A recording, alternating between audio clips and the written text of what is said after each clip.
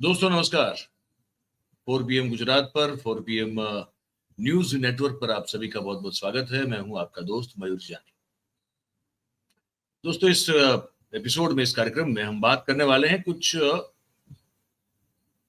ऐसी घटना की जो गुजरात के लिए वैसे नई नहीं है, होता रहता है। हाँ, हो सकता है कि इतना सार्वजनिक स्तर पर नहीं हुआ, लेकिन कभी आधा गुजरात, कभी 75% ऑफ गुजरात बाढ़ का शिकार हुआ है। इससे पहले काफी कई बार हुआ है, लेकिन इस बार की जो स्थिति बनी है, जो हमारे सामने आई, जो दृश्य हम सबने देखे, जो लोगों की पीड़ा, तकलीफ और वेदना जो है वो सामने खुल के आई पानी में फंसने से। ऑलमोस्ट समझ लीजिए, ऑलमोस्ट ऑलमोस्ट पूरा गुजरात जो है उस बार बाढ़ की चपेट में पूरी तरह से है। हम इस कार्यक्रम में ये समझने की कोशिश करने वाले हैं कि पिछली जो बाढ़ें हुई आई, जो फ्लड जिसको कहते हैं अंग्रेजी में, उनमें और इस बार की बाढ़ जो आई, जिसने पूरे गुजरात को एक तरह से जो है, गुजरात के लोगों को एक तरह से मतलब कि हिला के रख दिया है। लोगों का कितना नुकसान हुआ है वो पता नहीं, किसानों का कितना नुकसान हुआ है। अभी तो आज सरकार ने कहा है कि इसका जो है वो सर्वे किया जाएगा। लोगों के घरों में पानी जो घुसा है, वो ऐसे लाखों लोग हैं, उनको कितना नुकसान हुआ है इसका कोई अभी अंदाजा किसी को है नहीं। जो जाने गई हैं और जो बदहाली हुई है, इंफ्रास्ट्रक्चर की जो बैंड बजी है भाई साहब, पूरा गुजरात जो है उसका आप सभी रोड पकड़ के चलिए। अगर अहमदाबाद की बात अगर कर दें तो अहमदाबाद कॉरपोरेशन ये कह रहा है आधिकारिक तौर पर कि इस बारिश ने अहमदाबाद में 19,000 गड्ढे जो है वो काउंट किए गए हैं। 19,000 गड्ढे, वो कॉरपोरेशन का फिगर है। और गुजरात की अगर बात करें तो उसकी कोई गिनती है नहीं, लेकिन कितने जो पुल हैं और हाईवे से लेके शहरों के रास्तों से लेके हर चीज जो पूरी तरह से नष्ट और खत्म हो चुकी है, उन सब की बातें इसलिए करनी पड़ेगी क्योंकि ये इस बार की जो बारिश है और उससे आई जो बाढ़ है, वो क्यों अलग है। ये क्या कोई बहुत बड़ी चूक है सरकार की ओर से, ये समझना बहुत जरूरी है। और ये सब समझने के लिए, जो कि हमको समझाए, मुझे और आप सभी को, हमने कहा डॉक्टर व्यास जो है, डॉक्टर जयनारायण व्यास साहब, आप सब उनसे परिचित हैं, तो मैं उनको तुरंत जोड़ देता हूं। ये आज उनसे समझना है कि ये हाल, ये बदहाली जो हुई गुजरात की इस बारिश में, वो क्यों हुई, कौन जिम्मेदार है इसके पीछे। सिर्फ कुदरत है या सरकार में जो सत्ता में लोग बैठे हुए हैं वो भी शायद कुदरत से ज्यादा जिम्मेदार है। अगर है तो वो क्यों है, ये सब समझने की कोशिश करेंगे। व्यास साहब, आपका बहुत बहुत स्वागत। जी सर, अब आप कहें कि ये बेहाल क्यों हुआ गुजरात का। देखिए मयूर भाई, जो आपने पूर्व भूमिका रखी ना, और राज्य सरकार ने अब तक अपनी मुंडी हिलाए रखी है जहां अनुकूल आया। जी। सबसे खराब परिस्थिति बड़ौदा में हुई। आज भी बड़ौदा कोई ठीक नहीं। कितनी बारिश हुई? 12 इंचेस। 12 इंच। अब 12 इंच बरसात बड़ौदा को एक दोजक में पलट दे। शहर से समंदर हो गया सर वो। तो हाँ, तो इसको फ्लड नहीं कहते, इसको फ्लड नहीं कहते। दिस वॉज एक सीरीज ऑफ मिस्टेक्स जब इकट्ठी होती है।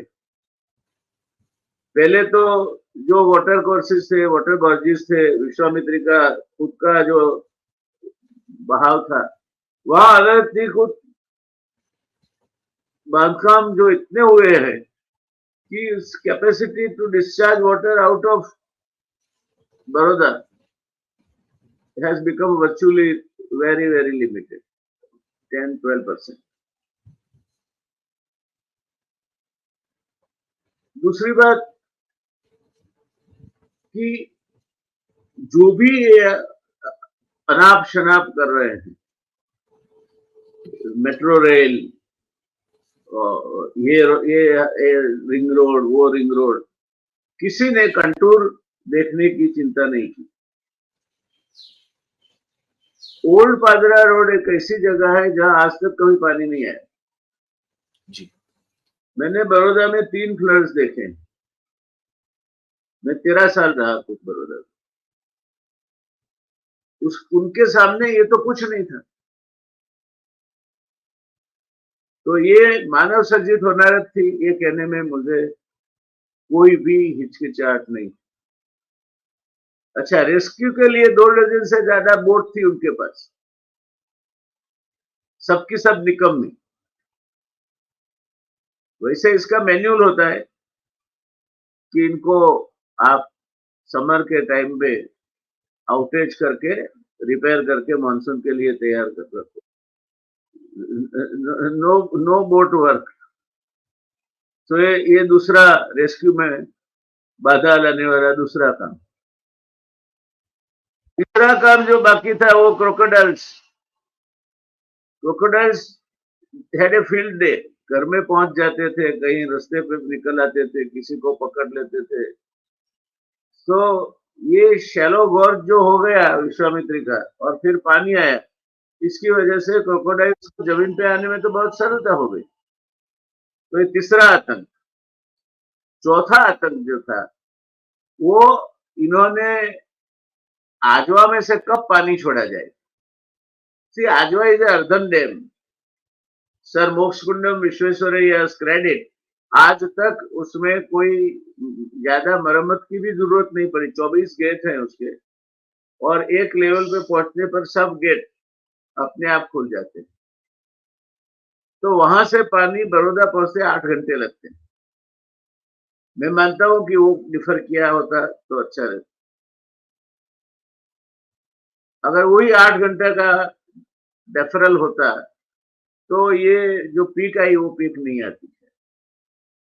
अच्छा, बड़ौदा की एक स्कीम बनी थी जब मैं इरिगेशन मिनिस्टर था तब, जिसकी मकसद थी कि बड़ौदा को सेव करना, एक कैनाल करना ड्रेनेज के लिए, और इसका पूरा पानी जो बाढ़ के समय पे आता है शहर में उसको मही नदी के कोतरों में बहा देना।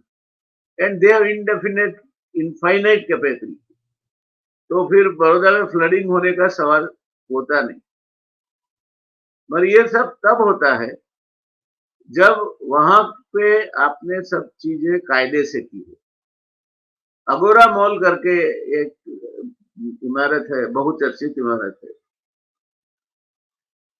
वो पूरा का पूरा इमारत जिसमें कोई बड़े पॉलिटिशियन का हिस्सा है, पूरा का पूरा इमारत इटसेल्फ इज ए डिजास्टर। ऐसे तो कई इमारत। तो विश्वामित्री का गॉर्ज आगे जाते जाते जाते सिर्फ 4 मीटर का हो जाता है। जी। अगर आपका पानी निकलने की जगह पे आपने उसको रोक लिया तो जी। ऑब्वियसली वो ऊपर आएगा। अच्छा, जी। जब ऊपर आया तो आपको अंदाज नहीं था, आपके उपकरण चलते नहीं थे, आपकी रेस्क्यू टीमें कहाँ थी पता नहीं। और एक जी। गुजरात सरकार का जो गहना है डिजास्टर मैनेजमेंट, वो कहीं जी। नजर नहीं आएगी। ये डिजास्टर इनको लगा नहीं होगा जिसमें 30 से ज्यादा लोग की मौत हुई। जी। क्रोकोडाइल यानी मगरों का आतंक मचा हुआ था। गजब सिर्फ साहब, वो 12 तो इंच मतलब डरावने वाला, डरावने वाला। सिर्फ 12 इंच बरसात में बड़ौदा की ये हालत हो गई। जी। तो ये 5वां डिजास्टर इज डिजास्टर मैनेजमेंट। जी। तो जो जिनको काम करना चाहिए, बड़ौदा के जो प्रजा के जीवन के जो लोग हैं, कॉर्पोरेटर से लेकर जी। सांसद तक, ब्यूरोक्रेसी है, उसके बीच जी। कमिश्नर और कलेक्टर के बीच कोऑर्डिनेशन चाहिए। बिल्कुल। इरिगेशन डिपार्टमेंट जिसको साथ रख के कब कितना पानी छोड़ा जाए आजवा से और कैसे इसको सेफली निकाला जाए बड़ौदा से बाहर, ये मैनेज करने का काम भी डिजास्टर मैनेजमेंट को करना चाहिए था। नहीं, फलस्वरूप जहां पानी कभी गया नहीं था वहां पहले मंजिले तक पानी पहुंच गया। अब आप सोचिए मयूर जी, कई लोग बूढ़े होंगे इसमें, कई बीमार होंगे, कई बच्चे ऊपर के दूध पे पल पल रहे होंगे, बिल्कुल तो कुछ भी किसी को प्राप्त नहीं था। बिल्कुल नहीं। ये परिस्थिति थी कि बड़ौदा सिर्फ ऊपर आकाश जो बरस रहा था, नीचे जमीन जो उफान पे थी, और जी बीच में क्रोकोडाइल। ये स्थिति बड़ौदा की थी। तो ये आपने जो गुजरात में बाढ़ की परिस्थिति की बात की, राजकोट में इससे कई गुना ज्यादा बारिश हुई, 24 इंच के करीब बारिश हुई। राजकोट में हुई सर, जामनगर में, जामनगर में हुई, पोरबंदर, जूनागढ़, जाम खंभाड़िया, पोरबंदर, जाम, जामखंभालिया, ये द्वारका, कई जगह पे बिल्कुल हुई। बिल्कुल। तो बड़ौदा के स्टैंडर्ड से तो वहां तबाही मच जानी चाहिए। मतलब कच्छ में जबरदस्त बारिश हुई सर। तो ये क्यों नहीं हुआ, और बड़ौदा में क्यों हुआ? हम्म। डिजास्टर मैनेजमेंट डिजास्टरसली फेल, जी और बड़ौदा का कोई पूछने वाला नहीं था। हाँ, ये बात तो है सर। ऑब्जर्वेशन के लिए लोग जाते थे। मैं इसे हम्म। सीरियस मुद्दे पे चर्चा करते समय किसी पे भी आक्षेप नहीं करना चाहता, वैसे भी ये दुखद प्रसंग है, किसी जी पे भी आक्षेपबाजी करना उचित नहीं है, मगर ये चर्चा मैं इसलिए करता हूं कि क्या हुआ बड़ौदा को। तो अगर यही चली तो बड़ौदा का तो सत्यानाश हो जाएगा। ये तो 12 इंच अभी अभी अभी फॉलो अप राउंड आ रहा है, अभी भी 40% बड़ौदा में तो हालात ठीक नहीं है। ये एक प्रश्न हुआ। दूसरा प्रश्न मैं आपको समझा रहा था कि गुजरात देश का 1/3 सी कोस्ट उनका है। जी जी एक रडार अभी इंस्टॉल नहीं हुआ साउथ गुजरात में, जी। और एक भूज में जो इंस्टॉल हुआ वो फॉर स्ट्रेंज रीजन, जब आप वो मैप खोलो तो बताया जाता था कि वो अपग्रेड हो रहा है। अब अभी ये टाइम था अपग्रेडेशन का। जी तो एक तो रडार नहीं चलने से आपको बादलों की थिकनेस का पता नहीं चलता। तो जो आप देखते थे वो सैटेलाइट पिक्चर्स ऑफ क्लाउड्स देखते थे, और फिर अपनी अपनी समझ के मुताबिक सब चैनल इसका इंटरप्रिटेशन करती थी। तो आपके पास एग्जैक्ट नॉलेज नहीं था, वो एजिप कम था। डिस्ट्रिक्ट रेनबो स्टेशन है हर हर जिले में, वेदर स्टेशन है, उसमें से 3/4 75% चल रही है। उसका मतलब ये हुआ मेरे भाई कि आपके पास ऊपर रहे बादल, उनमें हवा का करंट क्या है, वो बादल कितना वाटर बेरिंग है, गति क्या है, वो सिर्फ अंदाजा लगाने के अलावा आपके पास कोई रास्ता नहीं था। और अंदाजा लगाया, जहां बारिश गिरनी थी गिरी, नहीं गिरी वो बच गए। मगर ये मेरे ख्याल से क्रिमिनल ऑफेंस है। इस तरह के उपकरण बराबर जब उनकी जरूरत पड़े तो एक रडार इंस्टॉल ना हो, आके पड़ा है कब से साउथ गुजरात में, और दूसरा रडार अपग्रेडेशन में हो। What nonsense upgradation at this time. ये आ, दिमाग में नहीं समझ आने वाली बात है। और गुजरात सरकार हमेशा छपरे पे चढ़ के कुछ छोटा मोटा भी अगर कुछ हो जाता है तो अपने डिजास्टर मैनेजमेंट का महिमा मंडन करने में रुकती नहीं, चुकती नहीं। और मैं ये भी कहूंगा कि डिजास्टर मैनेजमेंट ने पूर्व में कई अच्छे काम किए हैं, और उनकी उनकी सेवाएं सराहनीय रही। जी मगर अब की बार इनको क्या जंग लग गया, तो डिजास्टर मैनेजमेंट की ओर से कोई भी प्रजाजोग कोई संदेश नहीं, कोई ब्रॉडकास्ट नहीं, कुछ नहीं, कोई गाइडेंस नहीं। नहीं कुछ कहीं दिखाई भी नहीं दिए। वो हर्ष संघवी हर जगह दिखते हैं। अभी हमारे जो गृह मंत्री हैं हर्ष उन्होंने संघवी साहब जो है वो गृह जी मंत्री साहब है, जी उनका काम नहीं है। लेकिन उन्होंने ये कहा, आपको भी आपने देखा ही होगा कि उन्होंने बड़ौदा में जाकर ये कहा कि भाई देखिए इस बार जो है वो गुजरात के सभी जिलों में रेड अलर्ट था, तो हम कहाँ कहाँ पहुंच पाते।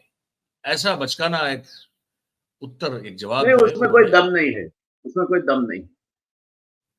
रेड ऑरेंज अलर्ट वो आपने किस बेस पे बनाया, जबकि आपका रडार नहीं चल रहा था, जबकि आपके वेदर स्टेशन नहीं चल रहे थे, तो कौन सा सपना देखा आपने और इस पे कलर कर दिया आपने?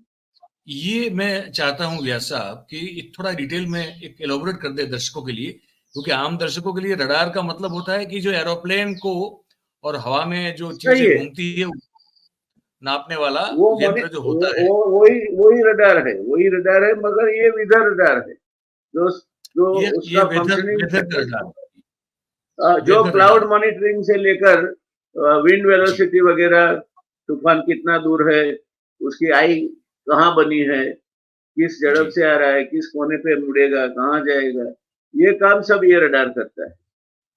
और जी भूज के रडार ने अगले दिन उस समय बहुत अच्छा काम किया था। जो किया था। अगली बार जब पालनपुर में फ्लडिंग हो गया था, तो भूज के जी रडार ने अच्छा काम किया था। ऐसा नहीं कि उनके पास कैपेबिलिटी नहीं, कैपेबिलिटी तो है। आपके पास अरबी घोड़ी है, मगर अरबी घोड़ी पे बैठने वाला असवार भी तो घुड़सवारी जानने वाला होना चाहिए। जी तो किसी ने मुझे पंक्तियां भेजी थी जी कि निगाहें जाम पे टिकी है सर, निगाहें जाम बशीर बद्र की है, एग्जैक्टली तो जी मैं याद नहीं कर रहा, जी मगर ऐसा कुछ मतलब है इसका। निगाहें जाम पे टिकी है साथी,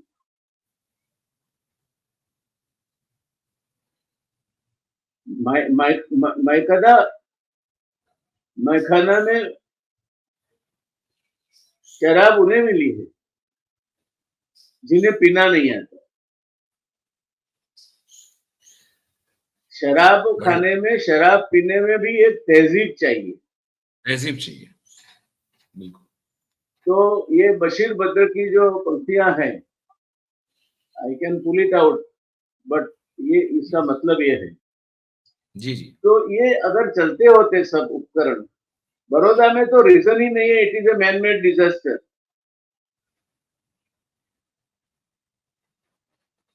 The Sanskar Nagari of Gujarat has been molested molested, absolutely. at the hands of everybody who got a go at their end. What a joke that the ministers ride dumper and go for flood observation. ये board 24 boat हैं, एक नहीं, उसमें एक ही चलती 24 थी, boat, बाकी की सब हाँ, बिल्कुल। एक 24 एक बोट एक बोट थी। करीब हाँ हाँ, बात है, सही है सर। 24 बोट है, एक एक बोट करीब 3-4 करोड़ की होती होगी। जी ये तो कंजर्वेटिव एस्टिमेट है। तो उसमें से स्पेयर पार्ट्स टूट गए ऐसा बोलते हैं, वो मेरे जो पर्सनल सोर्सेज है, so I will not rely upon them, मगर हाँ, चालू एक ही थी, वो हकीकत है। मैं दर्शकों को बताना चाहता हूं कि व्यास साहब जो जिक्र कर रहे हैं वो जिक्र इस चीज का कर रहे हैं कि बड़ौदा म्युनिसिपल कॉरपोरेशन के पास 24 बोट्स, क्योंकि बड़ौदा इससे पहले ये भुक्तभोगी रहा है। बड़ौदा में 2005 या 6 का जो फ्लड था, जो मैंने खुद जाके कवर किया हुआ था, वो भी कुछ खतरनाक किस्म का फ्लड था। उसके बाद बार बार बड़ौदा इस तरह की स्थिति का सामना कर रहा है। तो उस चीज को मिटिगेट करने के लिए, उस स्थिति को मिटिगेट करने के लिए बड़ौदा म्युनिसिपल कॉरपोरेशन ने बोट्स जो है वो खरीद के रखी थी 24। वो 24 बोट्स जो है वो सड़ गई है वहां पे। वो जो उसका और पार्किंग लॉट है, 2016 का प्रोडक्शन है, ये लोहा है, 2016, उतना जल्दी नहीं सड़ता है, बिल्कुल तो बिल्कुल। शायद चूहे खा गए। पता नहीं क्या, हाँ बात सही है। मैंने एक वाटर एक्सपर्ट से जो केंद्र में भी अगर रहे, अगर चूहे अगर सर कभी सरकारी चर्चा पेरोल की पे थी होंगे, मयूर भाई, कभी एक चर्चा सेकंड में की बता थी कि ये मैंने एक वाटर एक्सपर्ट जो केंद्र में भी सचिव रहे, जी उनसे चर्चा की थी कि ये बड़ौदा के प्रश्न का कायमी हल क्यों नहीं ढूंढा जाता। जी तो अपनी व्यथा इन पर्सन व्यक्त करते हुए सज्जन ने बताया कि जब तक विश्वामित्री पे जो अनऑथराइज कंस्ट्रक्शन हुआ है उसको आप बुलडोज न कर दो, तब तक ये संकट दूर नहीं हो सकता। और यही मांग तो इस कर और रहे हैं, बड़ौदा के लोग यही मांग कर रहे हैं। अभी हम जो देख रहे हैं कि ये जो बिगिनिंग एनक्रोचमेंट में विश्वामित्री उसमें 20 हुआ है। मीटर से ज्यादा इसका फैलाव है। मुंह प्रदेश जिसको आजवा की ओर से आता है, और बाहर निकलती है तो 4 मीटर हो जाती है। अब इसको ऐसा होके सिकुड़ के फिर खुले मुंह, उसको फ्लूम कंडीशन के लिए आइडियल सिचुएशन माना जाता है। ऐसे सिचुएशन में इस स्ट्रक्चर में अगर पानी चला जाए तो उसकी गति इतनी बढ़ जाती है। आपने देखा है संत सरोवर का फेलियर हुआ था, और वो सज्जन तो बिल्कुल जी जो जिम्मेवार थे वो तो बाकायदा शायद निवृत्त भी हो गए। तो एक अबटमेंट है, बड़ा ब्रिज है, गांधीनगर से आईआईटी कैंपस की ओर जाता हुआ, न्यू आईआईटी कैंपस की। तो उसका एबटमेंट और पियर को काट दिया था उसने, जैसे बटर में नाइफ मारो ना, इसे खटाक जी करके काट दिया। तो ये पानी से खेलना उतना आसान नहीं, समझ चाहिए। हमने 1999 में जो 10 लाख क्यूसेक तक पहुंचा होता वो फ्लड सूरत को 7 लाख में पसार कराया था।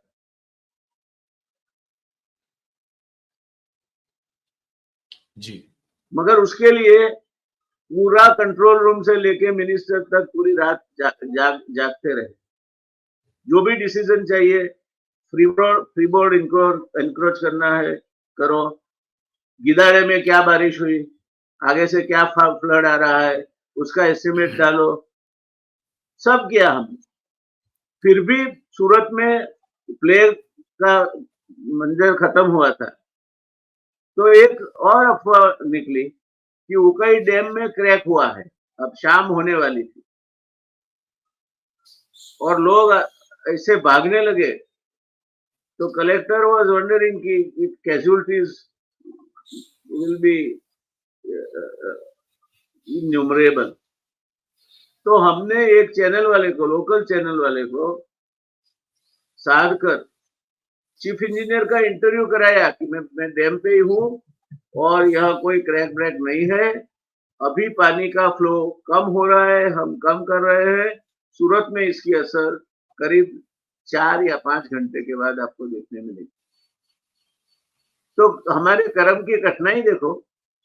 ये सूरत चैनल वाले ने डिस्प्ले कर दिया प्रजाहित में, दूसरे दिन हमारे पे जूते पड़े प्रिंट मीडिया से कि जो बंद उकाई उस समय गुजरात का सबसे बड़ा स्टोरेज रिजर्वायर था, it accounted for 40% of storage capacity. तो बोले जो बंद पे फोटोग्राफी भी परमिटेड नहीं है, उसकी वीडियोग्राफी करा के चैनल पे रख के जयनारायण व्यास ने इतने बड़े बंद के सेफ्टी सिक्योरिटी के रहस्य पाकिस्तान के हाथ में रख दिए। अब बोलो क्या करें। मुझे याद है ईश्वर की कृपा थी, आप जैसे दोस्तों की मेहरबानी थी, निकल गए। मगर डिसीजन तो लेना पड़ता है। We take decision because it is our duty to take decision. उसमें यश मिले ना मिले वो भगवान के हाथ में है, मगर डिसीजन ही ना ले तो Baroda there was a policy paralyse, total policy and action paralyse. और उसके पहले एक सवाल मन में होता है, क्योंकि अब हम सब जब देखते हैं, मैं पहले मतलब pre Modi era in Gujarat की बात जब मैं करता हूं, और मैं बहुत सोच समझ के बात कर रहा हूं।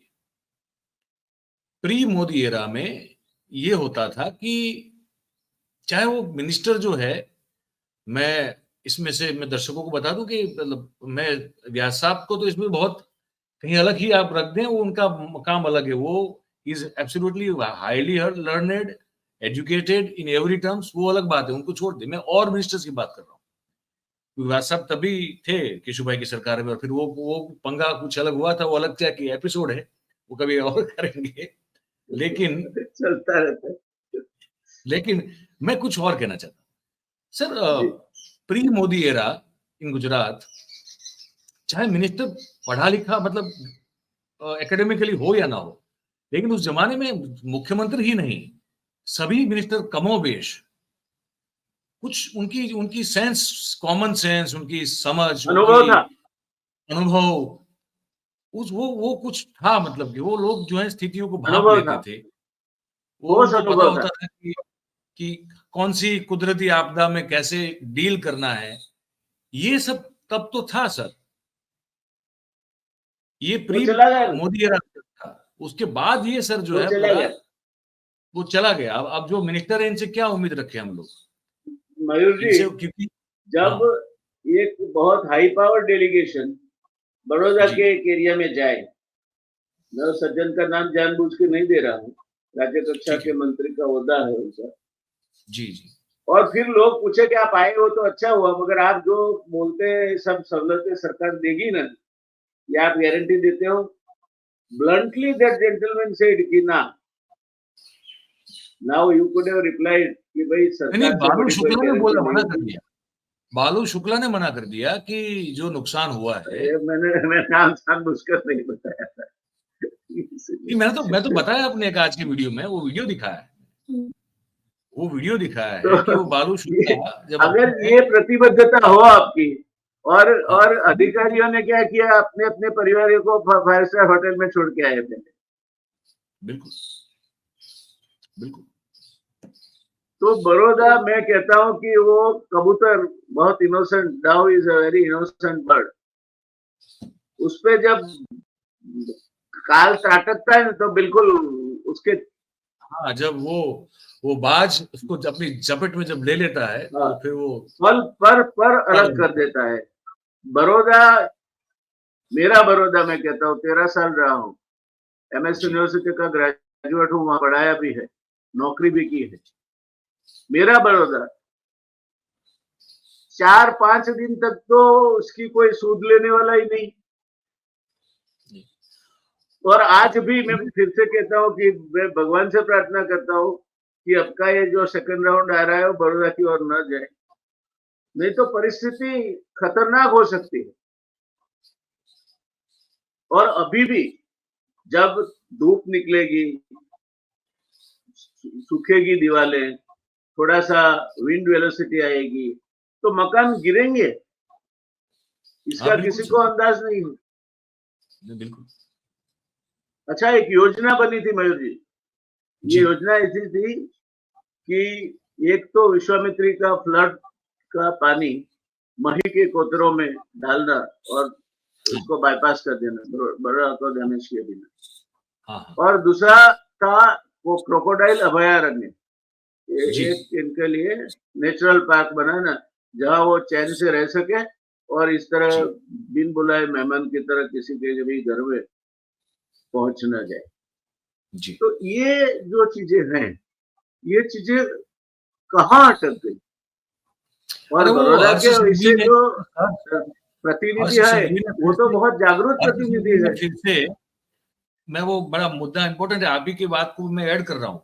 हर्ष संघवी ने वही योजना का फिर से उच्चारण कर दिया है, 1200 करोड़ रुपए की रीडेवलपमेंट योजना विश्वामित्र नदी वाली, वो उसका वो पुनः मैं उच्चारण किया मैं गया। ऑन रिकॉर्ड कहता हूँ कि जब तक आप विश्वामित्री का गॉर्ज ठीक न करे, उसका उसका जो बहाव की जो चौड़ाई है, उसके लिए huge bulldozing will be required, destroying some of the vested interest of the political investors.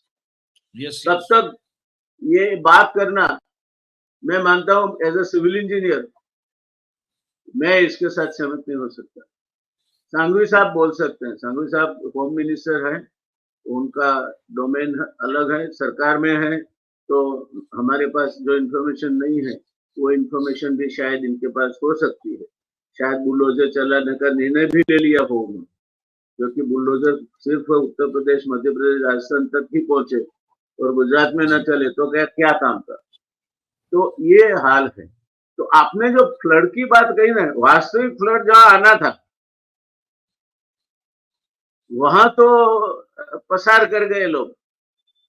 हाँ, मतलब पानी वहां भी भरा, रोड, रास्ते, हाईवे सब ब्लॉक हुए 2-3 दिन तक, फिर पानी उतर गया, फिर उतर गया पानी। मगर 12 इंच बरसात बड़ौदा नहीं झेल सका। सयाजीराव गायकवाड़ के प्लानिंग में बड़ौदा में अंदरूनी कांस बने हैं। जी, जैसे आप मोतीबाग पैलेस देखो तो उसके बराबर सामने से कांस निकलती है जो निकलती। ऐसे गुजरती हुई यूनिवर्सिटी की ओर जाती है।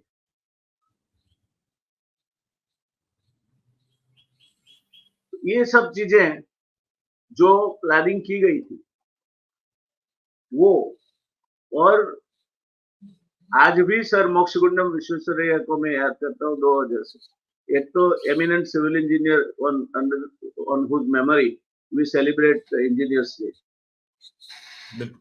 दूसरा, बड़ौदा में 7 साल मैं जिस हॉस्टल में रहा जी, उसका नाम था MB hall, Mokshagundam Visvesvaraya hall. तो ये एमिनेंट इंजीनियर ने एक अर्धन डैम ऐसा बनाया है जिसमें आज तक कोई प्रश्न उपस्थित नहीं हुआ, जिसके दरवाजे जंग नहीं मार जाते। मैनुअल के मुताबिक बस मेंटेन करते रहो, चलते रहो, चलते रहो, चलते रहो।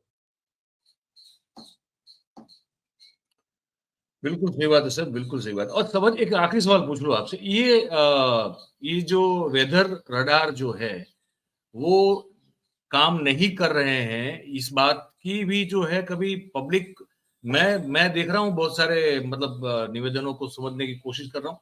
मुझे कहीं पढ़ने सुनने में नहीं आया कि सरकार ने इसको माना हो या कहा हो देखिए, कि ये जो रेडार्स हैं वो बंद हैं। सरकार लोगों को ऐसा मानती है कि बालाकोट पे सर्जिकल स्ट्राइक इसीलिए फैसिलिटेट हुई क्योंकि बादल छाए हुए थे तो रडार उनके देख नहीं सके। अब ये नॉनसेंस है, ये लोगों के पास डिग्री है। बादल, रडार का काम ही बादल के आर पार देखना है। मगर हमारे लोग हैं भगवान के लोग, और मैं हमेशा कहता हूँ कि in democracy you get the government you deserve. आप जिसके लायक है वही सरकार आपको मिलती है, किसी को दोष देने का कोई फायदा नहीं।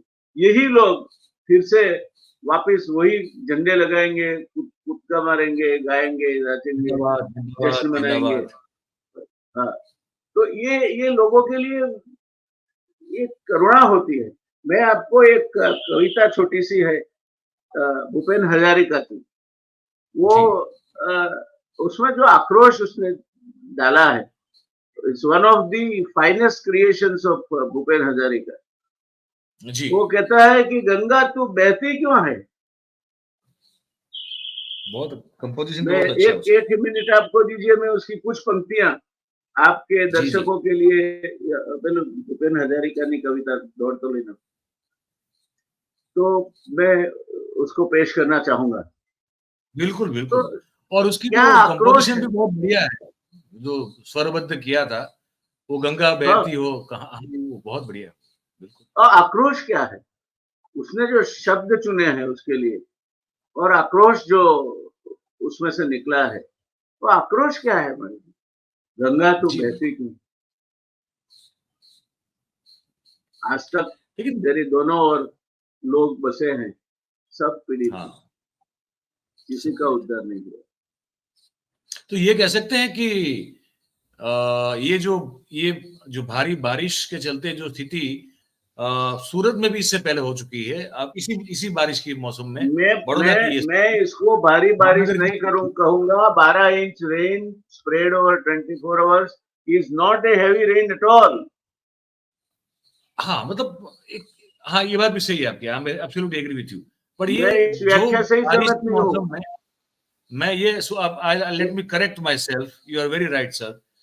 इस बारिश के मौसम में जो बारिश गिरी है, उसके चलते जो जो उतनी हेवी नहीं है, उसके चलते भी जो खाना खराबी और हालत बेहाली हुई है, उसके लिए अगर कोई ज़िम्मेदार है तो सरकार का, सरकार की बेदरकारी है। Is it right? ना, is it the right way to put ना, इट? ना, मैं सरकार को कतई दोष नहीं दूंगा। तो किसको वो देंगे? सरकार को चुनने वाले पाप के भागीदार थे। अरे बाप रे। अगर ये दोष, ये 30 लोग मरे और जो हैरानगति हुई, इसकी कोई जिम्मेवार है तो बड़ौदा की प्रजा पहले जिम्मेवार है, गलत लोगों को चुन के भेजती है।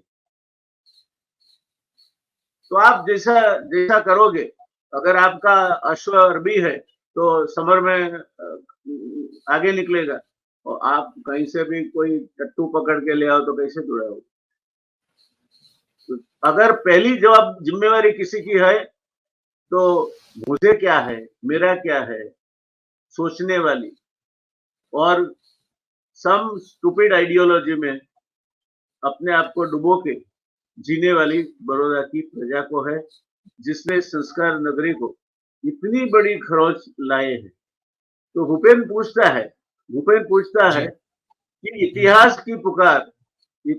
जी की पुकार करे हुंकार, वो जी गंगा की धार, वो जी। गंगा की धार निर्बल जन को सबल हम्म संग्रामी समग्रोगामी बनाती हम्म। नहीं हो क्यों?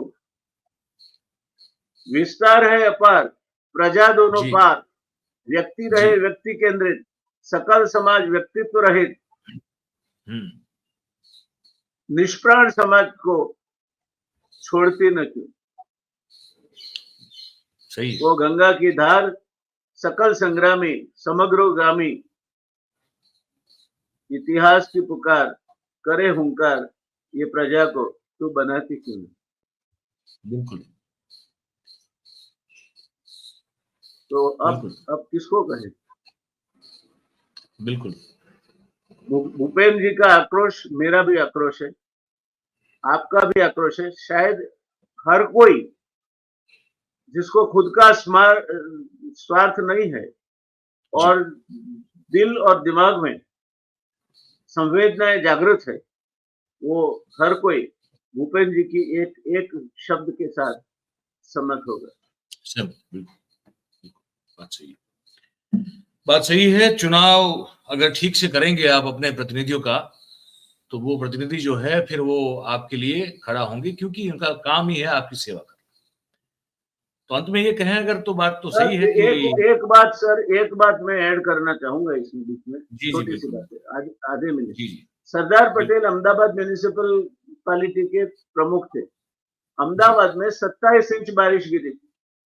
वो जी खुद जी पहने कपड़े निकल गए थे 3 दिन फ्लड रिलीफ का काम देखने, और इतना बिल्कुल। सुंदर काम किया था कि ब्रिटिश सरकार ने उन्हें विरमगाम और खेड़ा में भी ये काम करने का कहा, उन्होंने सफलतापूर्वक किया।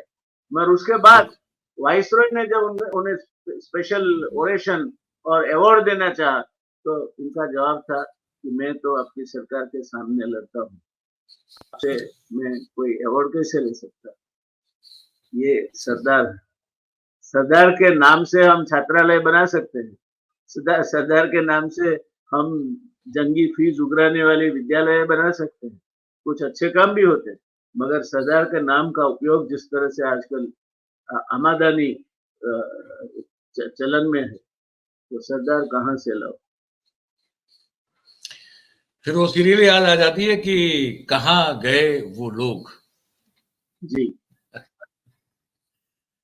बहुत बहुत धन्यवाद सर, आपने वक्त निकाला और बड़ी महत्वपूर्ण जानकारी भी दी, और अपनी जो बात है, ऑलवेज अपना a point of pleasure. View ये भी आपने हमारे आपके दर्शकों साथ को। सम्मुख होना हमेशा हमारे लिए फख्र और आनंद दोनों की बात है।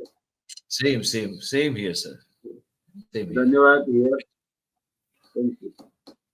Thank you sir, thank you. और बड़ौदा तो मेरा हृदय है।